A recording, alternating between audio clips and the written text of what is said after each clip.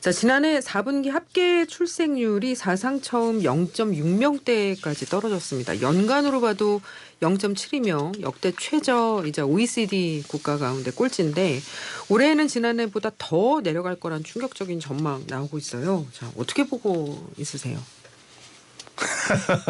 글쎄요. 이제 뭐 이게 그 별다른 코멘트가 사실은 필요가 없을 것 같아요. 브루킹스 연구소에서 네네. 지구상에서 제일 먼저 멸종할 종족으로 사실 한국을 꼽은 게 정말 사실 멸종할까요? 그건 아니잖아요. 그건 아니죠. 이제 전제 조건이 있죠. 예. 가장이 뭐냐면 이제 외부 인구의 유입이 없다면, 그다음에 현재와 같은 출생률이 계속 가서 좀 유지가 되거나 낮아진다라고 하게 되면은. 뭐 그런 통일이 안 된다라고 하게 되면은 사실 그 브루킹스 연구소에서 그게 한 5년 전, 6년 전에 나온 그 보고서였는데 당시만 해도 굉장히 큰 충격이었는데 그때보다도 이제 합계 출산율이라든지 출생률 같은 경우가 더 떨어지고 있는 거니까요. 근데 이게 사실은 그 기존에 그 선진국들도 대부분 겪었던 문제들이거든요. 가령 뭐 유럽이라든지 이런 국가들에서 다시 겪었어요. 우리는 이제 베이비붐 당시 때 우리 뭐 학교 다닐 때 뭐 유럽에서는 아이를 안 낳는다더라 뭐 이러면서 그랬었죠. 배운 기억도 있고 사실 그렇습니다.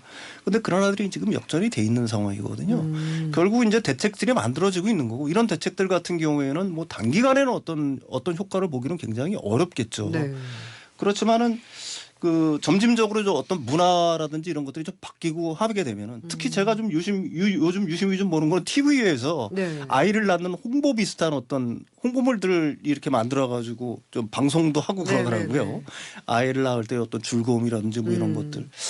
어떤 이런 사회적 분위기들이 뭐 어떤 제도적인 어떤 뒷받침 아이를 낳을 수 있는 그런 것들과 뭐 병행해서 간다라고 하게 되면은 마냥 이 모양 이 꼴로 우리나라가 출산율이 감사할 것 같지는 사실 저는 않아요. 예, 언젠가는 다시 일어나겠죠. 예. 대표님은 어떻게 보세요? 네, 뭐 일어날 그 분위기를 조성하면서 꼭 일어나야죠. 그런데 일단 지금 현실이 굉장히 중요합니다. 지금 양육을 하고 또 가사 도우미를 한다 그러면 현재 지금 이렇게 애를 키우시는 분들이 한 달에 들어가는 도우미와 양육에만 들어간 게 평균 264만 원이에요.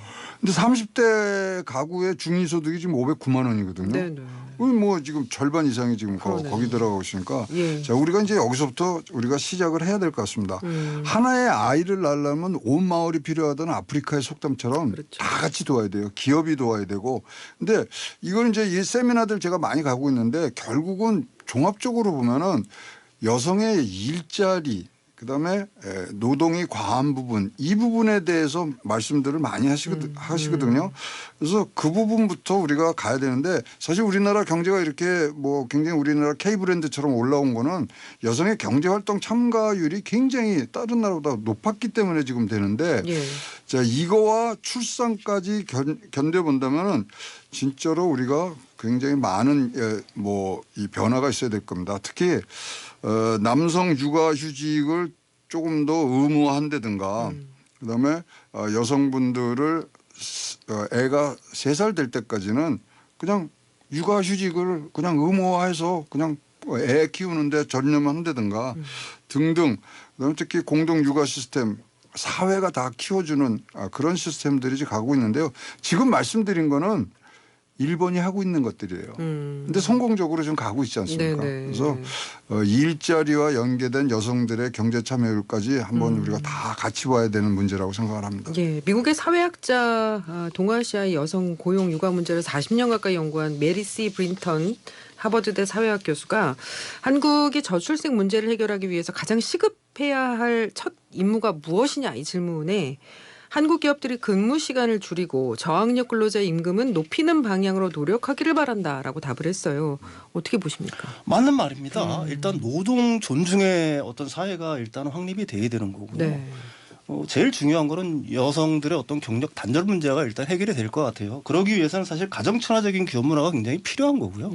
근데 사실 현 정부 뿐만이 아니라 지난 정부들 보게 되면은 이런 어떤 저출산 문제는 저출산 문제대로 시행을 하면서 가령 뭐 노동의 어떤 환경이라든지 아니면 기업 문화라든지 이런 것들은 서로 반대 방향으로 달리는 경우도 굉장히 많거든요.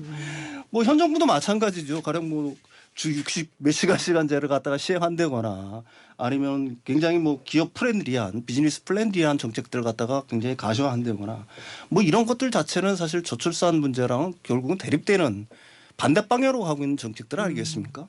그러니까 국가의 정책이 사실은 좀 일관되게 한 방향으로 가줘야지만 사실 가령 뭐 여성들뿐만 아니라 남성들도 마찬가지죠. 아이를 안 낳는 이유는 말은 이렇게 하지만 현실은 다르지 않냐라는 어떤 이런 분실 때문 아니겠어요.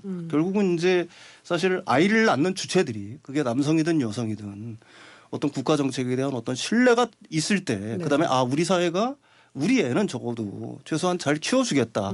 그리고 얘의 미래도 비교적 안정된 삶이 어느 정도 보장된 사회다라는 어떤 인식이 들기 시작할 때야 비로소 뭐 아이를 갖다가 낳는 거 아니겠습니까? 그러기 위해서는 결국은 국가의 정책이 국민들의 어떤 신뢰를 갖다가 얻을 수 있는 정책들이 전제가 돼야 되겠죠.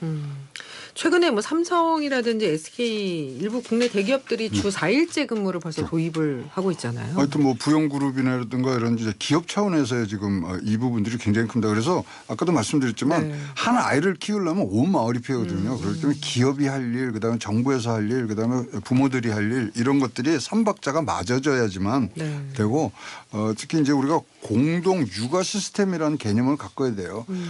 난 부모들이 전적으로 독박 육아를 하는 게 아니고 사회가 뭐 해주고 기업이 도와주고 이런 부분들이 삼박자로 갈 때 지금 우리 목표가 2025년까지 0.65를 찍은 다음에 2040년에 1.0 회복하는 게 우리 목표거든요. 2.1이 돼야 인구가 늘어납니다. 근데 거기까지는 못 미치더라도 1.0 6.25 때 6.25 전쟁통에도 출생률은 1이 넘었었거든요.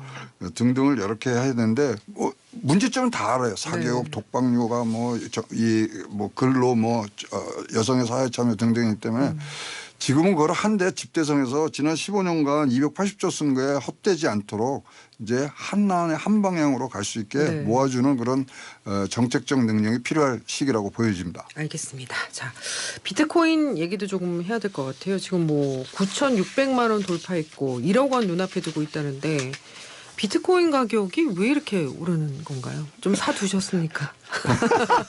사두신 거죠? 어제 좀 많이 떨어졌죠. 제가 오래 지내봤는데 저 웃음은 샀어. 분명히 말씀드리지만 저는 그 많은 걸 투자하지는 않아요. 단지 이제 경제 현상을 설명하고자 하니까 가상자산에도 조금씩 투자를 하고 뭐 이런 상황인 거지. 그걸 인해 가지고 뭐 큰 불을 얻는다거나 이런 건 전혀 없습니다. 어쨌든 뭐 비트코인이 올라가는 거는 뭐 신문제상에서 여러분들이 굉장히 봤을 거예요. 일단 뭐 현물 ETF가 미국 시장에서 승인이 됐고요. 결국은 그렇다는 얘기는 이게 제도권으로 들어왔다는 얘기 아니겠습니까? 그다음에 이제 반감기라고 약간 좀 어려운 개념인데. 반감기가 뭐예요? 이게 비트코인은 채굴량이 딱 정해져 있지 않습니까? 그렇죠. 2,100만 개가 채굴잖아요. 근데 비트코인을 갖다 유지하기 위해서는 채굴자가 있어야 돼요. 이 채굴자가 뭐냐면 가장 쉽게 설명하면 장부 관리자예요. 장부 관리자. 장부를 관리하는 사람들이 장부를 관리해 줘야지만 비트코인의 움직임이라든지 누가 A에서 B로 가고 B에서 어디로 가고 뭐 이런 것들이 다 파악이 될 거 아니겠습니까? 이 장부 유지자들이 채굴을 해야 하는 거거든요. 이거 보통 채굴자라고 비트코인 채굴자라고 얘기를 하는 거죠.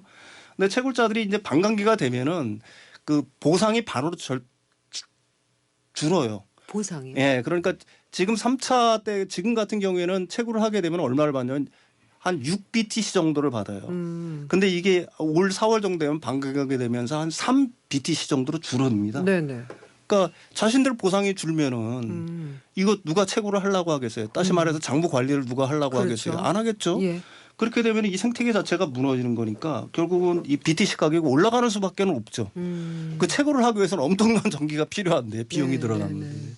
그러니까 그 비용이 올라간다. 그다음에 또 세 번째 이유는 뭐 미국이 이제 채권을 갖다가 많이 발행하면서 그러니까 법화에 대한 어떤 신뢰성이 무너지고 있다는 것도 있는 건데 사실 그거보다는 지금 현물 현물 ETF가 들어왔잖아요. 그 사람들 같은 경우에는 사놓고서 이걸 갖다가 금방 매매하는 금방 매도하는 것들이 아니거든요. 그러니까 시중에 유통되고 있는 그러니까 비트코인의 물량 자체가 많이 줄어들 가능성이 있는 거죠. 큰 거대 자산 운용사들이 계속해서 사 모으기만 하는 거니까 결국은 이제 그런들 요인 때문에 많이 올라간다. 뭐 이렇게 보고 있고 예. 그래서 올라갔다 이렇게 보고 있는. 지금 비트코인 좀 한번 시작해 볼까라고 생각하시는 분들 절대 반대합니다. 네네. 최근에 일어났던 거는 반감기 뭐 이런 얘기들 하지만 반감기는 지난 3번 반감기가 있었는데 그때 많이 올랐는데요. 지금 2,100만 개를 하는데 1,900만 개가 발굴이 됐어요. 반감기하고는 영향이 별로 없어요. 지금은 요번에는. 그다음에 요번에 이제 현물 지수가 이제 상장이 되면서 제도권으로 들어온 곳에 하는데 어저께 69,000달러를 넘었어요. 최고치를 했는데 그건 왜 그러냐면 비트코인의 지금 경쟁대가 이더리움이잖아요. 네네. 이더리움의 지수 상장하는 거는 연기가 됐어요. 그렇기 때문에 지난주에 23% 올랐죠. 금주에만 해도 10.9% 올랐죠. 산이 높으면 골이 깊습니다. 금방 내려올 수 있는 개념이 많고요. 추락을 더 세게 할 수 있다는 말씀이세요. 근데 이제 근본적인 건 아셔야 되는 게 뭐냐면 왜 비트코인에 가냐. 그러면 달러 가치가 하락하는 데 대한 해칭으로 지금 들어가고 있는 부분이 많아요. 제도권으로 들어간 것뿐만 아니라 금리가 인하가 되고 있잖아요. 네네. 금리라는 것은 돈의 가격이거든요. 그게 떨어지니까 그거에 대체제 보완제일 수 있는 비트코인 가격이 오르는데요. 제가 보기에는 뭐 비트코인이 너무나 변동성이 많기 때문에 그렇게 추천드리고 싶은 부분들은 지금 뭐 저는 개인적으로는 별로 안 갖고 있습니다. 그래도 비트코인도 주식처럼 좀 이렇게 여유 자금을 묻어놓겠다는 생각으로 투자하는 건 어떻습니까? 아니니까? 아니 뭐 조그만 돈을 갖다가 그렇게 해놓는 거는 장기적으로 놓고 본다고 하면은 뭐 괜찮은 투자 방법은 될 수가 있겠죠. 그렇지만 이게 뭐 단기 투자를 하겠다 하는 거는 지금 상황에서는 사실 비트코인은 조금 위험하다라고 얘기할 수가 있습니다. 단기로 단기적으로는 변동성이 굉장히 확대될 가능성이 높다라고 볼 수가 있어요. 어제 같은 경우도 많이 내렸어요. 더 오를 가능성은 그러면은 좀 아니라고 보시나요? 계속 앞으로 좀 더 하락할 거다 이렇게 보시나요? 그건 뭐 제 개인적인 의견이지만 글쎄요. 더 올라갈 가능성이 많겠죠. 최고점보다는. 여기서 내기가 시작되면 굉장히 지금 변동성이 크기 때문에 30에서 50% 정도 지금 내려온다는 뭐 편이 있고 올라간다는 편이 있는데 지금 뭐 30만 달러 지금 얘기 나왔거든요. 그럼 뭐 3억이 넘는 부분들이니까 보셔야 되는데 이거는 신의 영역입니다. 저희의 영역이 아닙니다. 알겠습니다. 경제 시그널 오늘은 여기까지 하겠습니다. 지금까지 윤석천 경제평론가 최영호 인포스탁 데일리 대표와 함께했습니다. 고맙습니다. 고맙습니다.